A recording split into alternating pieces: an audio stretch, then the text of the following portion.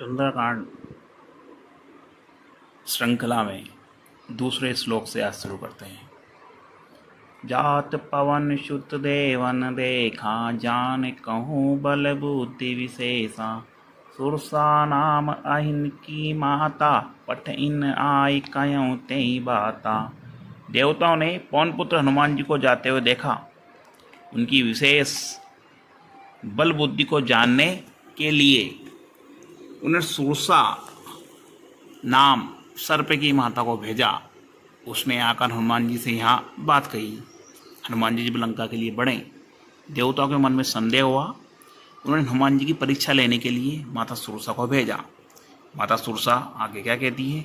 आज सुरन मोहि दीन आहारा, सुनत बचन कहा पवन कुमारा। राम काज कर फिर मैं आवो, सीता कह सुधि प्रभु सुनावो। आज देवता ने मुझे भोजन दिया है। यह वचन सुनकर पवन कुमार हनुमान जी ने कहा, श्री राम जी का कार्य करके मैं लौट आऊं और सीता जी की खबर प्रभु को सुना दूं। इस चौपाई से आप समझ रहे हैं, हनुमान जी को दृढ़ निश्चय है अपने कार्य के लिए। हनुमान जी क्या कह रहे हैं माता सुरसा से कि मैं राम जी का कार्य करके लौट आऊं और सीता माता की खबर प्रभु को सुना दूं। ये चौपाई आपको गहरा अर्थ बता रही है। हनुमान जी जाने निकले उस समय उनको दृढ़ निश्चय हो गया था कि मैं खबर लेके जरूर आऊँगा, भगवान को माता की खबर सुनाऊंगा। माता सुरसा से वही कह रहे हैं। आगे क्या कह रहे हैं? तव तव बदन पेठ बवावी, सत्य कयो मोहि जान दे माई। कवने वो जतन देव नहीं जाना, कृषि न मोहि कयो हनुमाना। तब मैं आकर तुम्हारे मुंह में घुस जाऊंगा, मैं तुम्हारे मुंह में अंदर चला जाऊंगा, मुझे खा लेना।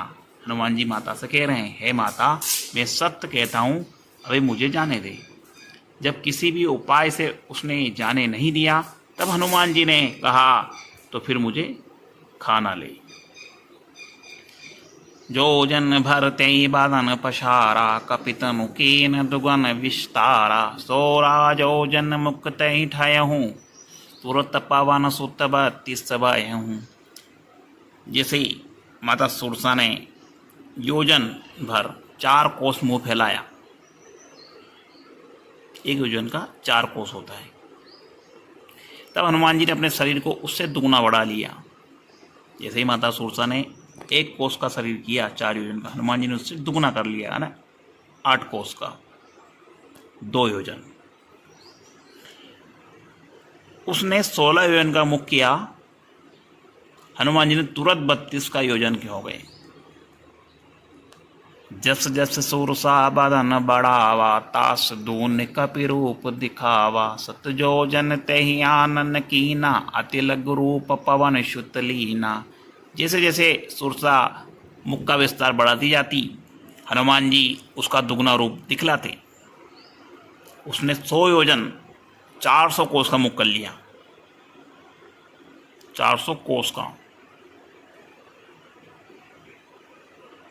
तब हनुमान जी ने बहुत ही छोटा रूप धारण कर लिया। हनुमान जी की चतुराई यहाँ पे आप देख रहे हैं। हनुमान जी ने ताकत भी दिखाई और यहाँ पे बुद्धि का प्रयोग किया, बल दिखाया, मुंह बड़ा किया। सुरसा ने जितना बढ़ाया उसका डबल किया।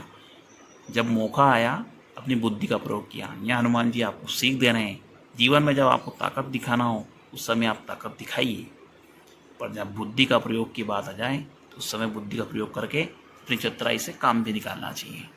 बदन पठे पुनि बाहरे आवा, मांगा विदाता सिरुनावा। मोहि सुरन जेहि लागी पठावा, बुद्धि बल मरम तोर में पावा। और वे उसके मुख में घुसकर, हनुमान जी माता सुरसा के मुख में अंदर जाकर वापस बाहर निकल आए। उन्होंने सिर नवाकर हनुमान जी ने माता सुरसा से विदा मांगी। माता सुरसा ने कहा, मैं तुम्हारे बुद्धि बल का भेद पा लिया है, जिसके लिए देवताओं ने मुझे भेजा था। माता सुरसा ने हनुमान जी से कहा, जिस कार्य से देवताओं ने भेजा था उनके मन में जो शंका थी, वो शंका मेरी पूर्ण हुई। आप बुद्धि और बल में परिपूर्ण हैं। फिर हनुमान जी आगे बढ़ते हैं। राम काज सब कर हूँ, तुम बल बुद्धि निधान। आशीष देव गाई सो, हर्ष चले हनुमान सियावर रामचंद्र शंकर हरिओम जय जय सिया राम। माता सुरसा हनुमान जी से कह रही है तुम श्री रामचंद्र जी का कार्य करोगे, क्योंकि तुम बल बुद्धि के भंडार हो। यह आशीर्वाद देकर वहाँ चली गई माता सुरसा, अपने लोग को चली गई। तब हनुमान जी हर्षित होकर चले। ये दूसरा दोहा पूर्ण हुआ सुंदरकांड श्रृंखला में। राम राम साथी।